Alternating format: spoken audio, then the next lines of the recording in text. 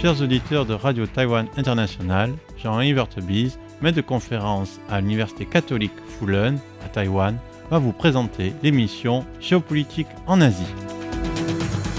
Chers auditeurs de Radio Taïwan International, bonjour dans ce nouveau podcast de notre émission Géopolitique en Asie. Nous allons cette fois-ci nous attarder sur les travaux de la journaliste et chercheuse Cléo Pascal, qui travaille sur un point extrêmement important, à savoir sur la signification stratégique des îles du Pacifique, des micro-États du Pacifique, dans la relation, les tensions et la contestation entre les deux superpuissances que sont la Chine et les États-Unis. Alors, ici, il y a quelque chose qui est extrêmement fascinant, à savoir comment ce sont des États qui paraissent le plus petits, le plus insignifiants, quelques îlots au sein du Pacifique, qui sont le réceptacle d'une attention aussi grande de la part des deux grandes superpuissances mondiales, à savoir la Chine et les États-Unis. Il y a quelque chose d'extrêmement, on va dire, paradoxal et d'assez sublime, c'est-à-dire qui excède un tout petit peu notre pouvoir d'imagination, si on se réfère à la définition du sublime chez Kant,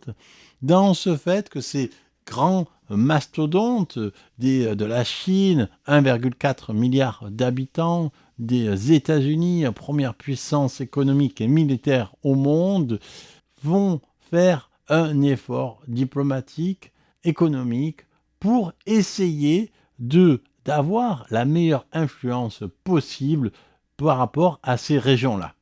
Et c'est vraiment quelque chose qui est extrêmement important parce que, aussi, par rapport aux relations interdétroits, parce que ce sont,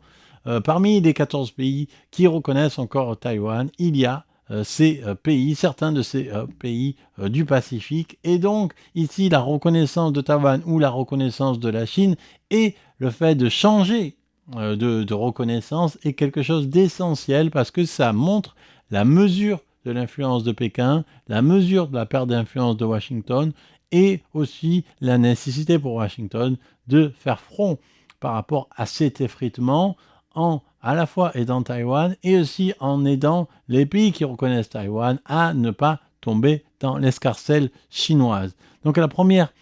chose qu'on peut évoquer, c'est une carte produite par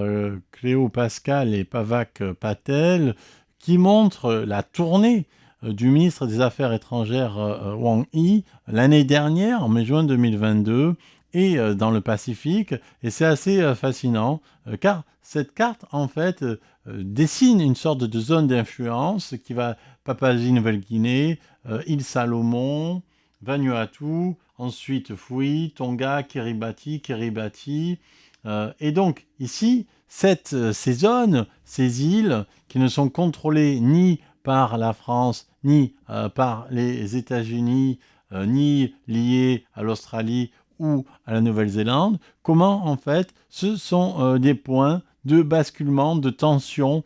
possibles entre un côté ou l'autre, à savoir entre les États-Unis et la Chine. Et parmi les cas les plus tendus, les plus intéressants, se trouve évidemment le cas emblématique à bien des égards des îles Salomon, et Cléo Pascal a très bien analysé ça et a très bien notamment analysé un événement qui est assez récent, ce qui s'est produit le mois dernier, à savoir la manière dont Pékin s'intervient dans les affaires des îles Salomon sur le long terme. Donc l'événement qui s'est passé le mois dernier, c'est la manière dont Daniel Soudani, qui est le Premier ministre de la province des Malaita, qui fait partie de cet ensemble qui définit les îles Salomon, comment en fait il a été démis de ses fonctions par un coup politique interne qui porte évidemment la marque de la Chine. Alors ici, c'est très intéressant parce que tous ces pays dont on ne parle jamais, en fait, enfin pratiquement jamais dans la presse, au moins la presse française, en fait, sont, comme nous l'avons dit, évidemment au cœur de l'attention sino-américaine, au cœur de la constatation, Et évidemment, on se rappelle, je le rappelle, je dis évidemment, mais ce n'est pas forcément quelque chose dont on peut se rappeler,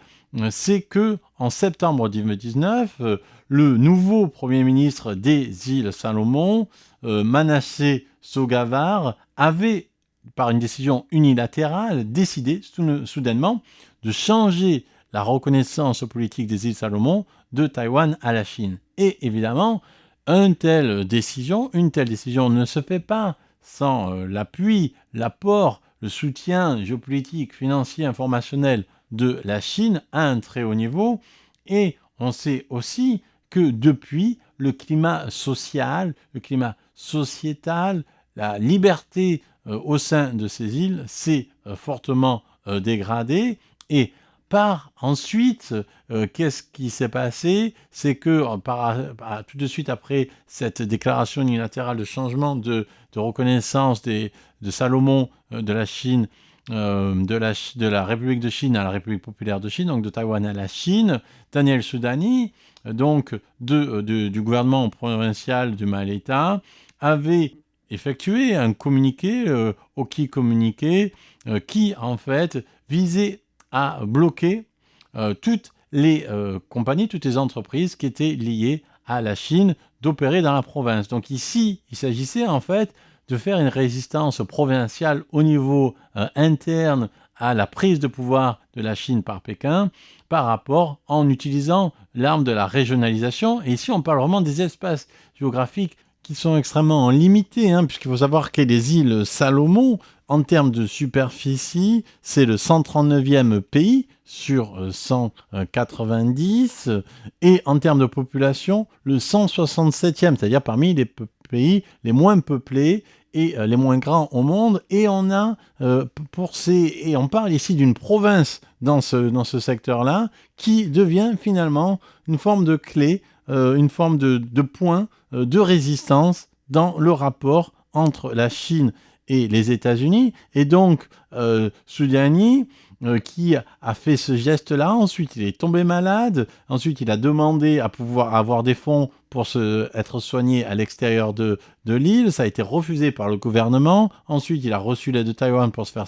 soigner à Taïwan, et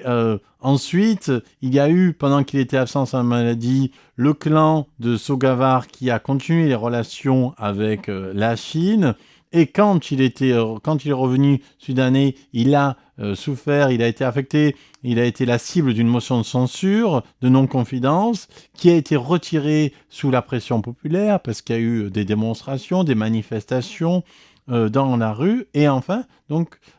jusqu'à ce qui s'est passé le mois dernier, c'est qu'il y a eu un certain nombre de changements, on va dire, au niveau légal, afin de mettre Soudani en dehors de la touche et donc de l'enlever de